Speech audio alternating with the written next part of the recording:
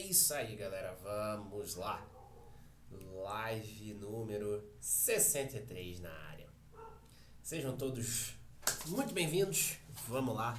Mais uma live começando. Vamos pra cima.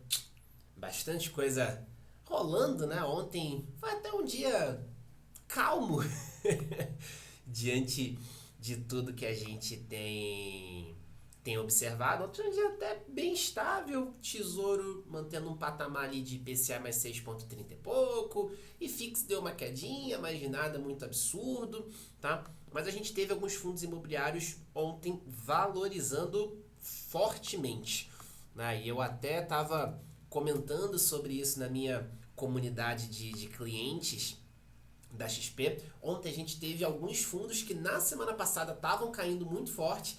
Ontem a gente teve ali uma alta considerável, tá? E aí o destaque, obviamente, vai ficar para o VISC11, que ontem fechou com uma alta de mais de 2,5%.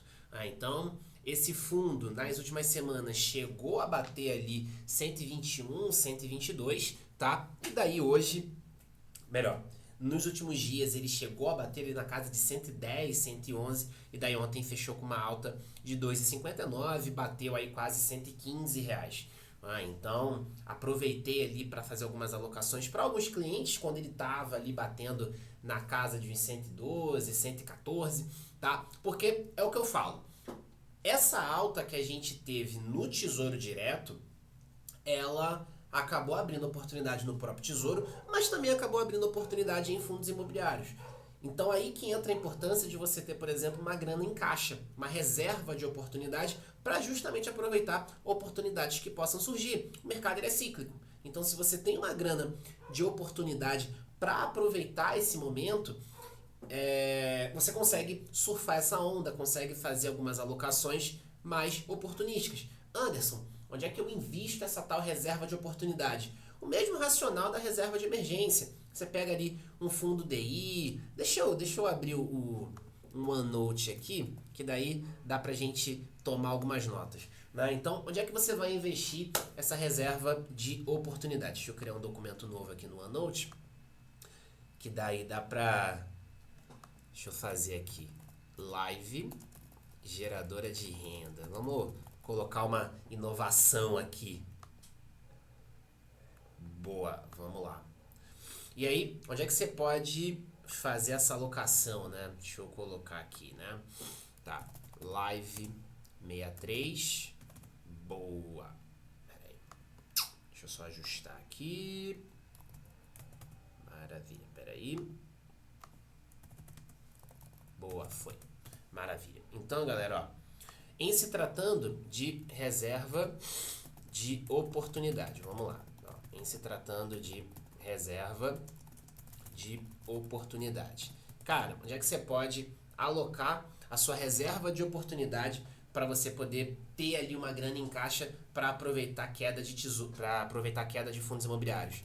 Cara, Tesouro Selic vai ser uma boa alternativa, tá? Para você poder colocar ali a sua grana de oportunidade, tá? Um CDB de liquidez diária, tá? Opa, ó o celular caindo aqui. Eita. Opa, voltamos aqui. Celular caiu aqui da ponta da mesa. Boa. Então, ó, CDB de liquidez diária, tá? Vai ser uma alternativa interessante, tá? Um fundo referenciado aí no DI, e aí a gente tem alguns exemplos, né? O BNP Paribas, fundo da Mafre, tá? Fundo da Azequest, beleza? Alguns fundos aí que podem ser interessantes. Tem o Trend Simples, tá? Também são fundos aí onde você pode colocar a tua reserva de oportunidade, beleza? Então a reserva de oportunidade, a lógica da reserva de oportunidade é a mesma lógica de uma reserva de emergência. Você precisa ter baixo risco e alta liquidez, porque uma oportunidade pode acontecer a qualquer momento no mercado. Então se você tem grana em algum desses investimentos, você consegue resgatar fácil, tá? Em alguns momentos, você consegue resgatar até no mesmo dia, tá? Tesouro e fundo. Se tesouro, você faz um resgate até 1 da tarde, dinheiro cai na conta no mesmo dia, tá? E o fundo DI, você também consegue ali por volta até 2h30 da tarde, você consegue resgatar e o dinheiro cai na conta no mesmo dia, tá? E aí até um ponto que é interessante, né? Quando você vai investir em fundos imobiliários, o débito ele só é feito 2 dias úteis depois, tá? Então dá tempo de você fazer uma compra e conseguir resgatar o dinheiro e deixar ali direitinho, tá bom? Então, ó, para quem nesses momentos de ciclo que a gente tem de mercado, ter uma reserva de oportunidade é algo que faz bastante sentido. E aí você pode pensar em 10% da carteira, beleza? Algo nessa linha, 10% da sua carteira como uma reserva de oportunidade. Beleza? Então, deixa eu reduzir aqui. Boa. Então, a gente vê, VISC 11 bateu uma alta de mais de 2,5%, tá? E a gente chegou a ver esse fundo cair para quase abaixo de 110, tá? Só que quando você olha fundamento, e linka muito com o que eu falei na live ontem, tá? Quando você olha para fundamento, você vê que o fundo tá rodando bem, o fundo tá saudável, tá fazendo no Status Invest já virou. Tá fazendo bastante movimentação, tá anunciando imóvel novo, né? Hoje tá com 29 imóveis no portfólio. Então você vê, cara, será realmente que o fundo tá perdendo a qualidade? Será mesmo que o fundo tá ruim? Ou será que ele tá só reagindo ao que tá acontecendo no mercado? Então, é essa frieza que eu até falei ontem, que é importante que o investidor tenha na hora de investir em fundos imobiliários. Ontem, eu estava conversando com uma cliente e daí ela só tem renda fixa, por enquanto, tá? Ela tem ali mais ou menos uns 40 mil em renda fixa e daí ela quer começar em fundos imobiliários. E aí eu expliquei, ela já tinha visto alguns conteúdos, já tinha visto algumas coisas, e daí eu expliquei para ela, olha, quando a gente está falando de fundos imobiliários, a gente está falando de um ativo de risco mais alto, que oscila o preço, mas não necessariamente por estar caindo o preço significa que o ativo está ruim. Mas é importante você ter essa frieza, você ter essa convicção do movimento que você fez, tá? Olhar, comparar quando você entrou, comparar o momento atual do fundo e ver se teve alguma quebra de fundamento ou não. Ela falou, não, beleza, super entendo, legal, acho bacana, tá? E acho válido fazer esse movimento agora. E daí a gente deve começar a investir em fundos imobiliários, tá? Então o ponto é, o cara que vai entrar agora em fundo, ele precisa ter essa noção de que, poxa, a gente está num cenário de muita volatilidade, muito estresse, tá? E aí as cotas vão oscilar, vão acabar oscilando um pouco mais. Beleza? Vendo que tem bastante gente entrando, galera, quem tiver dúvida, pode mandar aqui embaixo, tá bom? Quem tiver interesse na minha assessoria aqui pela XP, uma assessoria que está migrando para o modelo de FII fixo, tá? Eu tenho falado com frequência aqui, tá? O modelo de FII fixo, ele é um modelo baseado no patrimônio que o assessor cuida, tá? Não é um modelo comissionado, então o assessor é remunerado pelo patrimônio que ele cuida e não pelo produto que ele aloca ao cliente, tá? O assessor de FII fixo, ele tá bem junto ali, bem alinhado com o cliente, porque se o cliente aumenta o patrimônio, o salário do assessor aumenta. Se o patrimônio cai, o salário do assessor diminui, tá? Diferente do modelo comissionado, onde você ganha pela comissão que o produto está pagando. Então, não necessariamente, né, a alocação vai ser a melhor para o cliente, beleza? A gente tem visto bastante coisa nesse sentido, tá bom? Mas quem tiver dúvida, pode mandar aí. Quem tiver interesse na minha assessoria, no link da bio tem um formulário para minha assessoria. Quem está aí assistindo a gravação no YouTube, esse formulário está na descrição do vídeo.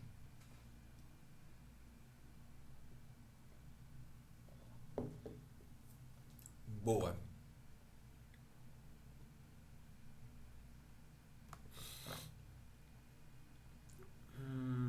E aí ontem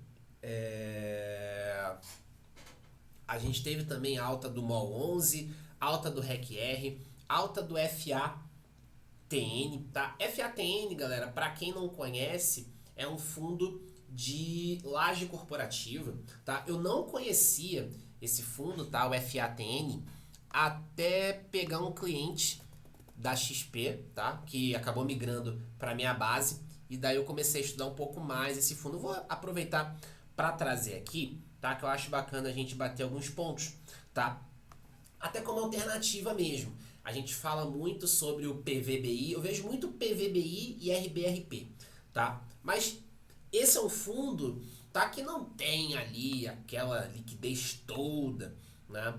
Como um PVBI, por exemplo, mas é um fundo que, olhando para fundamentos, é um fundo que a princípio tá rodando legal. Ó, só para vocês darem uma olhadinha em alguns critérios, tá? Então ele é um fundo que tem 317 milhões aí de patrimônio, uma liquidez que roda na casa de 850 mil, tem uma participação discreta aqui no IFIX, mais ou menos 14 mil cotistas, tá? E aí tá com PVP de 0,91, lembrando que PVP não é a melhor métrica para dizer se um fundo tá barato ou caro, tá? Então, bati aqui os principais pontos do método FQ. Quem é aluno do meu curso de fundos imobiliários sabe o que é método FQ, tá? Mas é basicamente um método para primeira seleção de fundos imobiliários, tá?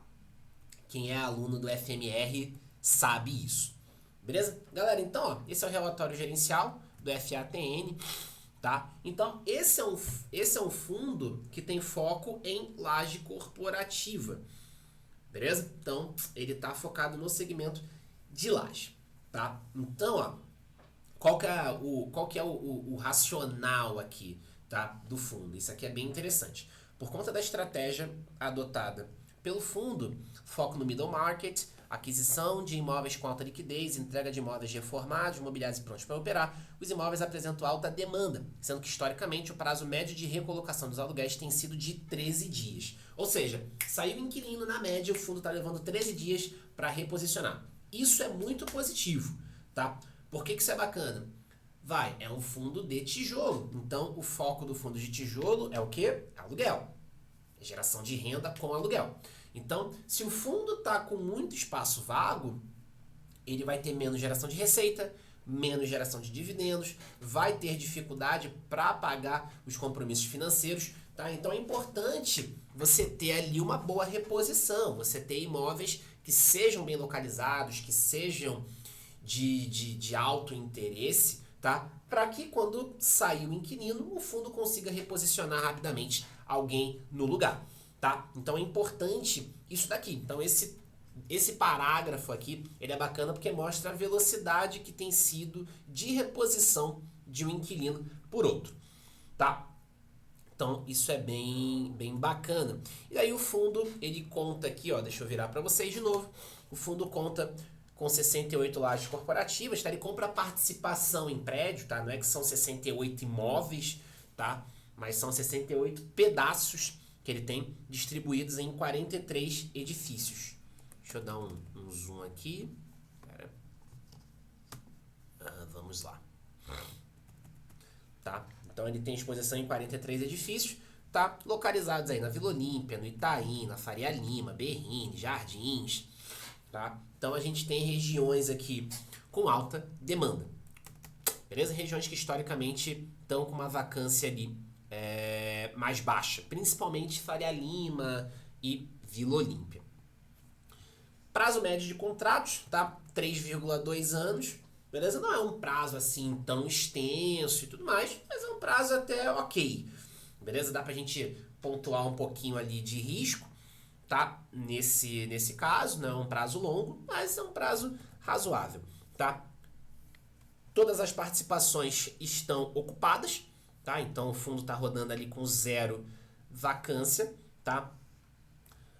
Questão aqui de renovação de contratos, quase meio a meio, IGPM e IPCA, um pouquinho mais ali de IPCA do que IGPM, tá? Distribuição de resultados. A gente vê que o fundo tá ali mais ou menos distribuindo, deixa eu dar um zoom aqui, o fundo está distribuindo mais ou menos o que ele está tendo de resultado operacional, é o que ele está distribuindo na média, tá? Então a gente vê que ele faz um pouquinho de caixa, queima um pouquinho, ele fica ali numa constante, tá? Então, pegando aqui o acumulado dos últimos 12 meses, ele teve esse resultado operacional e distribuiu isso aqui para os seus cotistas. Então a gente vê ali uma movimentação quase que no 0 a 0. Então a gente faz um caixinha e aí queima, né? A princípio o fundo está rodando nesse patamar, tá? A gente tem aqui uma distribuição de 85 centavos por cota, beleza?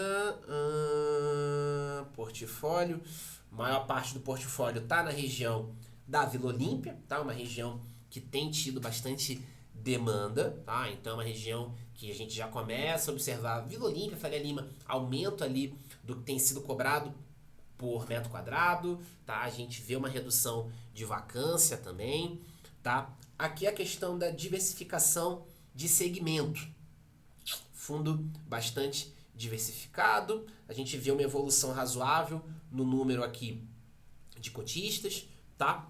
E daí, em termos de alavancagem, tá? Vamos dar uma olhadinha aqui, ó. O fundo tem uma alavancagem de 55 milhões, tá? Frente a um passivo de 395, tá? Então a gente tem mais ou menos aqui cerca de mais ou menos uns 15%, tá? De alavancagem. E o que é legal? Esse comentário aqui, ó. Isso aqui é bem bacana no FATN, tá? A aquisição de imóveis do fundo é realizada apenas se o imóvel oferir rentabilidade mínima de 10% mais IPCA, o que torna a operação de CRI atrativa para a performance do fundo. Ou seja, a gente vai fazer a alavancagem, tá? Mas o imóvel vai ter que gerar um retorno de pelo menos IPCA mais 10, tá?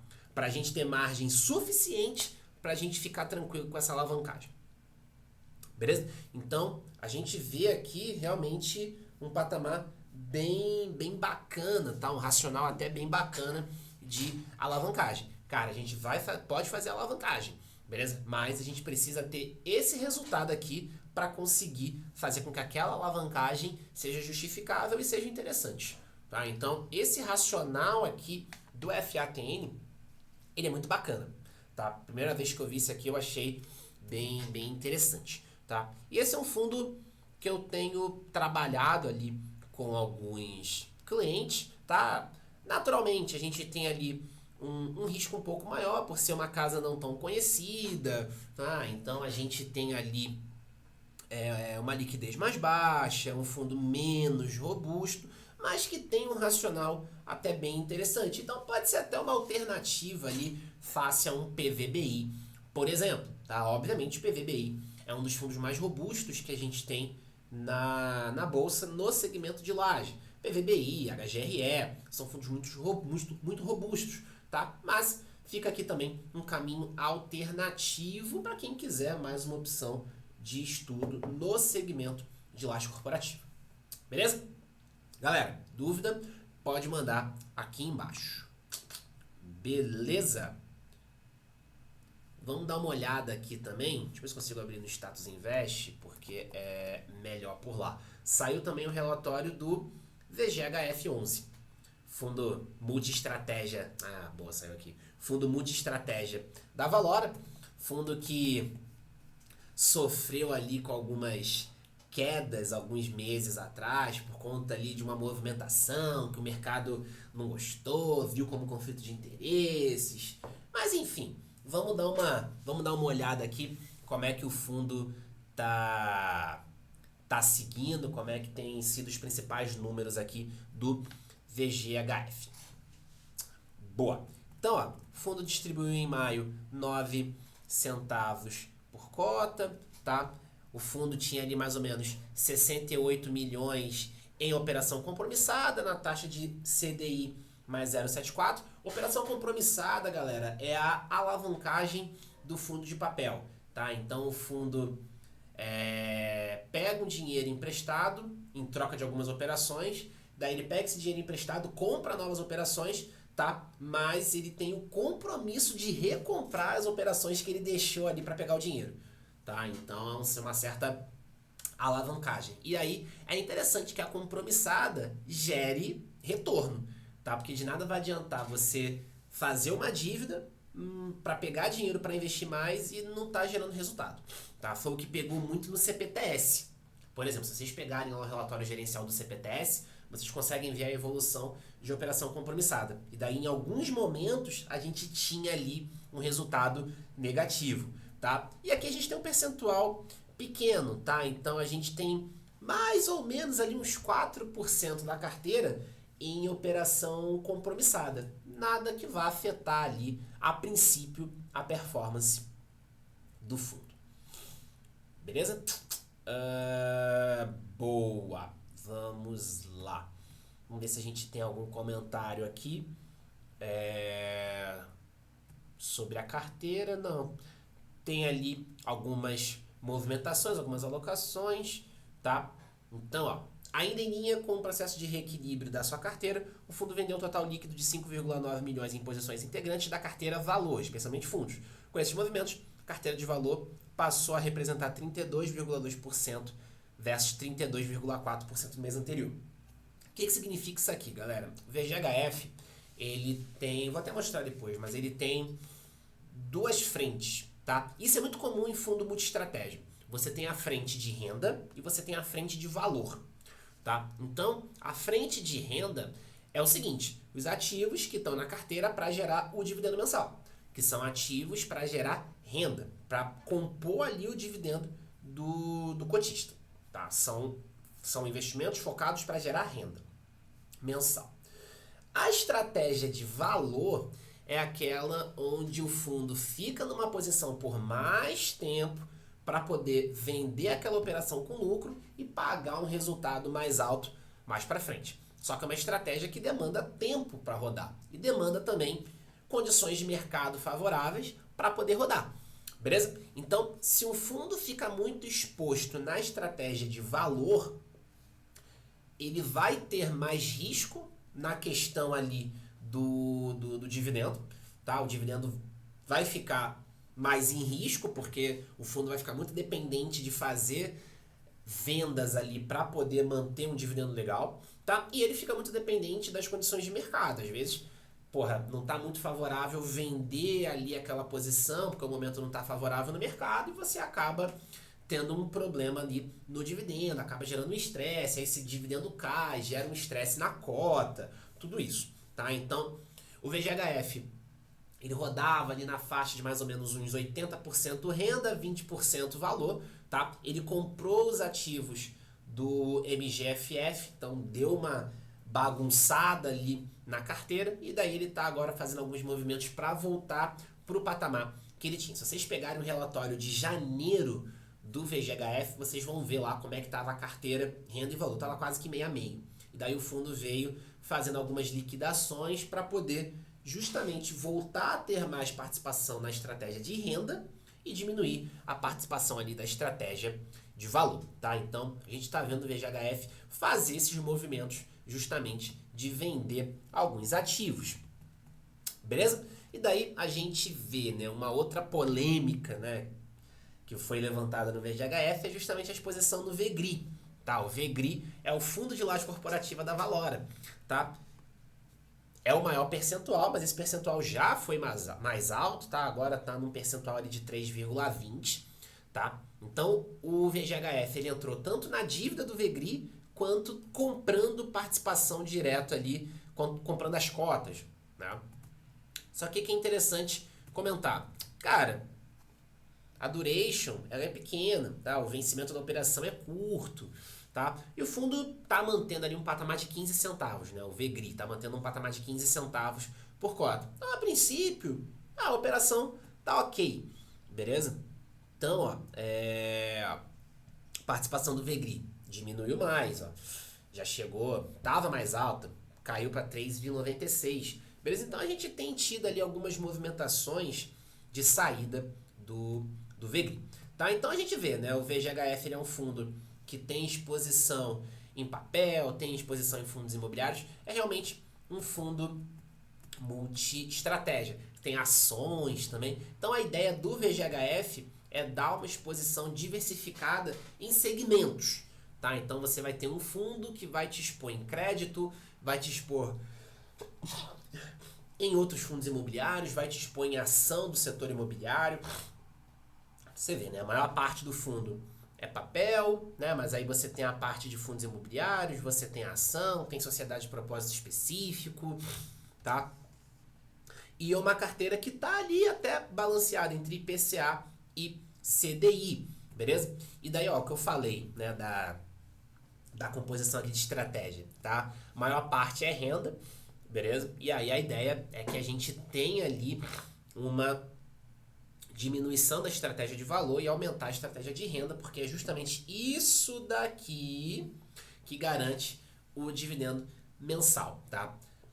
Depender muito disso aqui vai te fazer depender muito de mercado. E aí o seu dividendo fica mais flutuante, isso acaba gerando mais estresse, tá? Então a gente está vendo aqui uma reorganização do VGHF na questão aqui dessa composição de carteira, né? Aumentar a participação da renda para poder evitar ter muita oscilação no dividendo e diminuir a participação aqui da estratégia de valor.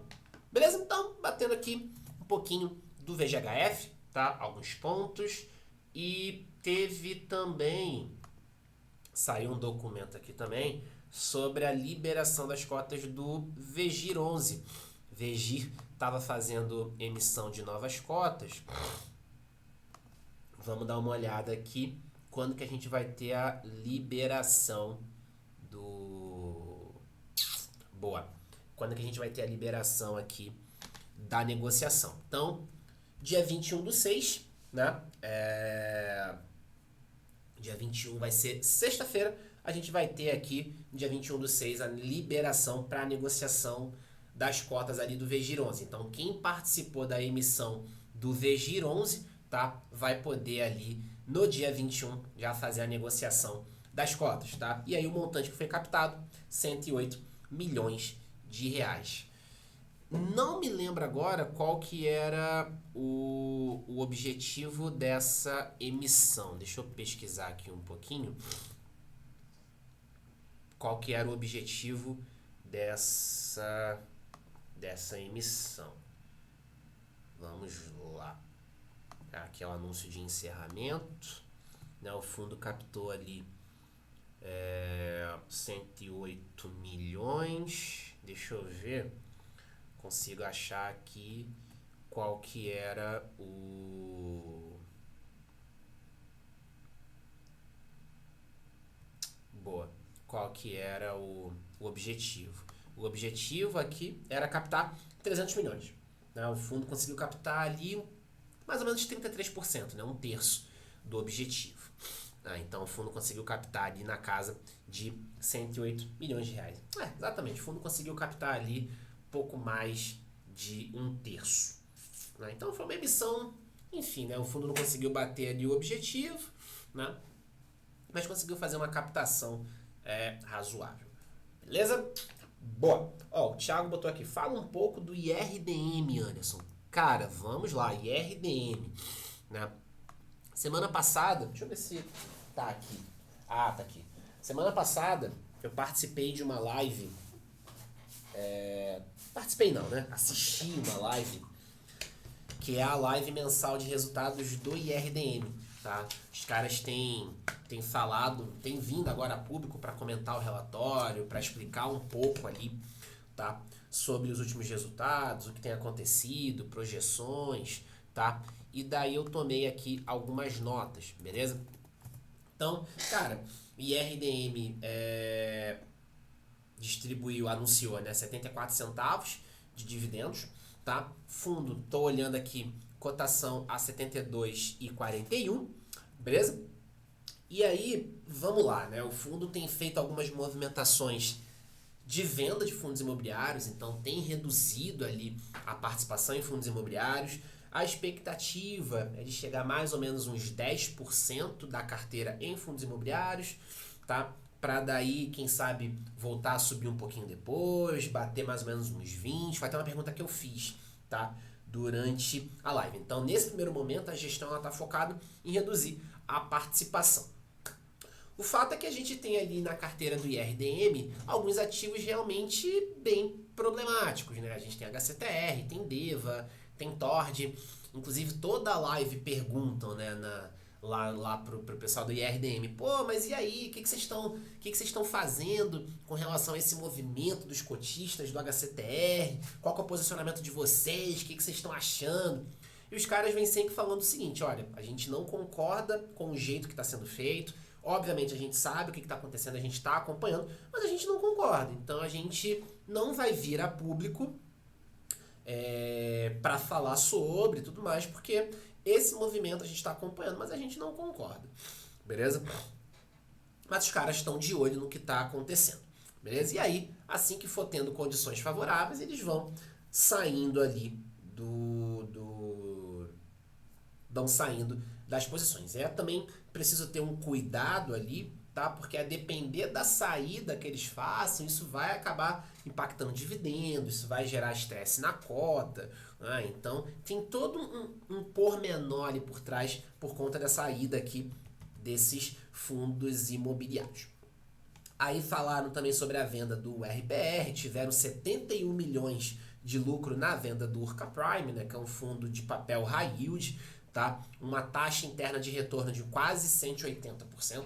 Tá? Então, a gestora ela tem vindo a público para explicar bem ali o que está acontecendo com o IRDM, para poder dar toda a transparência possível. Tá? Então, o fundo, mesmo com alguns problemas ali na carteira, o fundo tem fortalecido caixa, tem construído reserva para quando a gente tiver alguma queda no dividendo, ele poder suportar isso, dar mais estabilidade, tá? Para evitar ali um estresse maior no mercado. Tem ali alguns ativos de fato na carteira que estão inadimplentes, outros em renegociação, alguns fundos imobiliários problemáticos, mas se vocês forem olhar o histórico, o fundo reduziu bastante a carteira de fundos imobiliários, está focado em fazer esse movimento, tá? Então, de fato, a gente tem ali uma gestora que reconhece alguns erros ali reconhece os erros do passado, tá? E tem vindo a público para dar bastante transparência sobre as próximas movimentações,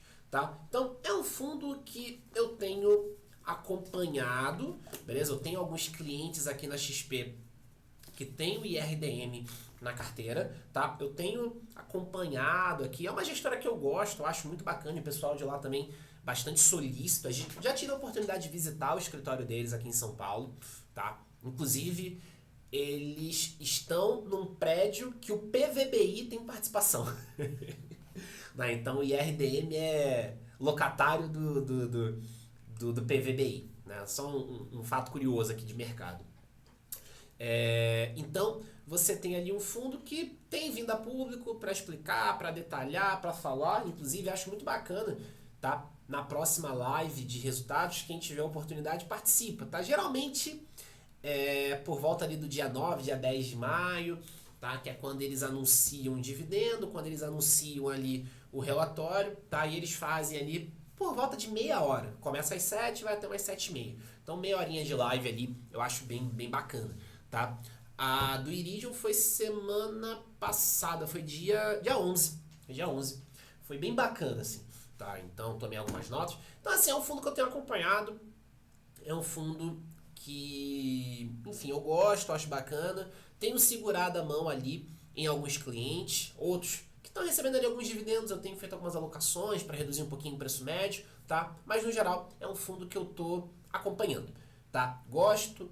Acho a gestão muito boa, essa transparência que a gestão está dando eu acho importantíssima, mas de fato a gente tem ali alguns ativos na carteira que estão mais problemáticos, mas enfim, é uma gestão que eu confio. Então vamos acompanhar ali, obviamente não é algo da noite para o dia, vai demandar um tempo para resolver ali a situação, tá? Mas eu vejo que a gestão ela tem sido bem diligente, tá construindo reserva, tá? Então, tá tendo esse cuidado também ali de não sair distribuindo tudo ou queimar a caixa para suportar o dividendo. Tá conseguindo construir um pouco de reserva ali para poder, quando tiver alguma oscilação, conseguir suavizar ali o dividendo e conseguir ficar mais tranquilo. Beleza, galera? De boa. Show de bola? Então, por hoje, era isso. Maravilha. Galera, então, mais uma live concluída com sucesso.